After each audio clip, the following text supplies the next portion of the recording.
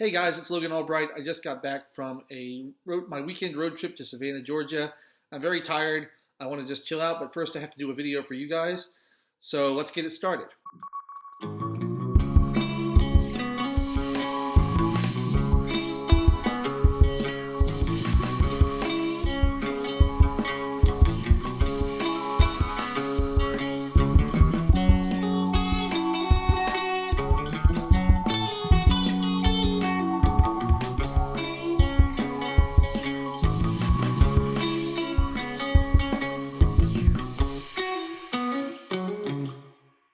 Okay, last time I told you about I want my plan to start reading these long, difficult books, starting with Marcel Proust's Remembrance of Things Past or In Search of Lost Time, depending on the translation that you get. I'm going to do that. I'm going to start reading it tonight, but I haven't started it yet. So instead, I want to do a review of this book I just finished recently, American Psycho by Bret Easton Ellis. Now, I was sent this book by a friend of mine, Derek Ellerman. He recommended that I had to read it. He said he would even send me a copy for free if I promised I would read it, so I'll never pass up a chance to get a free book. I did it. I read it, and this is one of those books where I don't know if you've had this experience. You finish the book and you don't quite know how you feel about it. I don't know if I like that book or not. I can't tell. I have to sleep on it and figure it out. But then it sticks with you. This book stuck with me for days. It still sticks with me. I can't quite get it out of my head. It really is affecting in a deep way.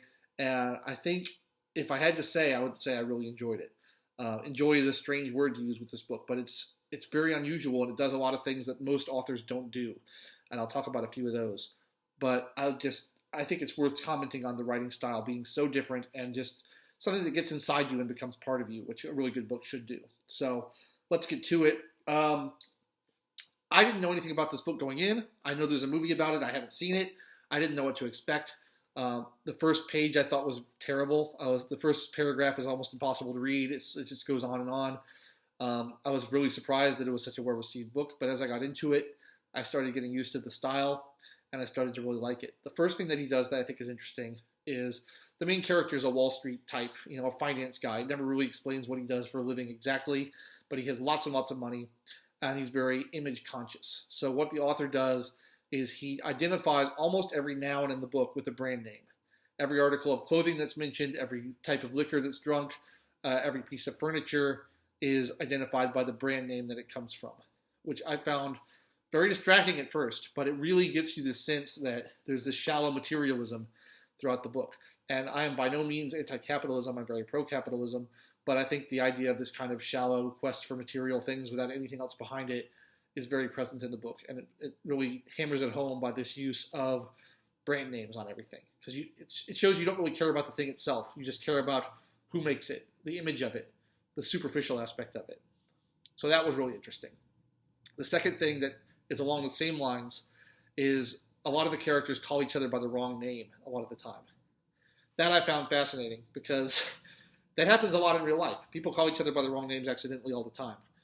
But it's not a plot point or anything in this book. It's just something that happens. And you never see it in fiction because it's confusing. It's confusing to the reader to see the main character suddenly called by a different name. You're like, well, wait a minute. I thought it was that guy. But in this case, they don't really clue you in on it. You just have to pick it up on your own. But people call each other by the wrong name and confuse them all the time. And not only is it realistic, it also continues the previous point about the superficiality of this lifestyle. All these guys are wearing the same type of clothes. They're all interchangeable. They all wear suits. They all look alike. They all dress alike. They all want the same things. They all talk alike. They use the same slang.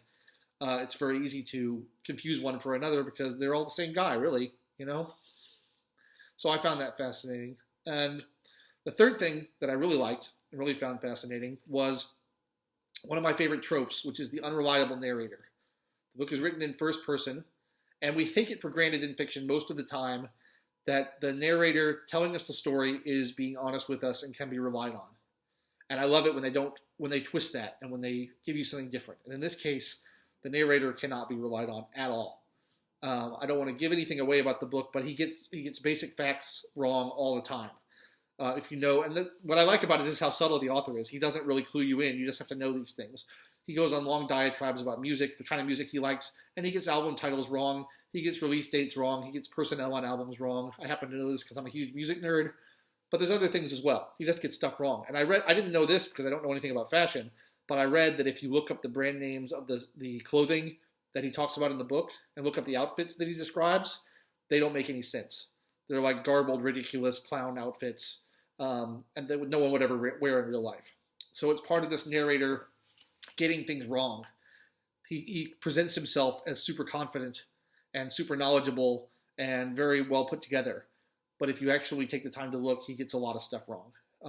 He's not as competent as he wants you to believe he is. And there's other clues throughout the book that show that his perception of himself is not how other people see him. So I find that really interesting. I like that kind of thing. It makes the reader do a little bit of work, a little bit of detective work. How much of the book can you trust?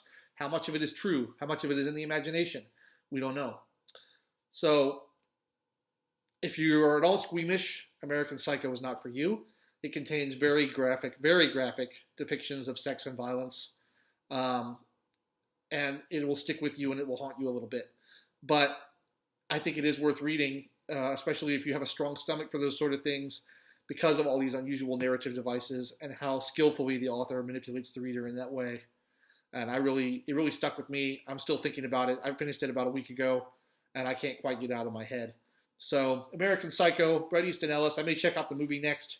If you'd like to read it, I recommend it. It's a good read, and it will get you thinking for a long time. That's all for me today. I'm going to go start reading Marcel Proust, and I'll get back to you next week with my progress on that, and I hope that will be a fun project for everybody involved. I've been Logan Albright. Thank you so much for watching. If you enjoyed this, please subscribe to my channel. Please check out my books on Amazon.com, and I'll see you next week.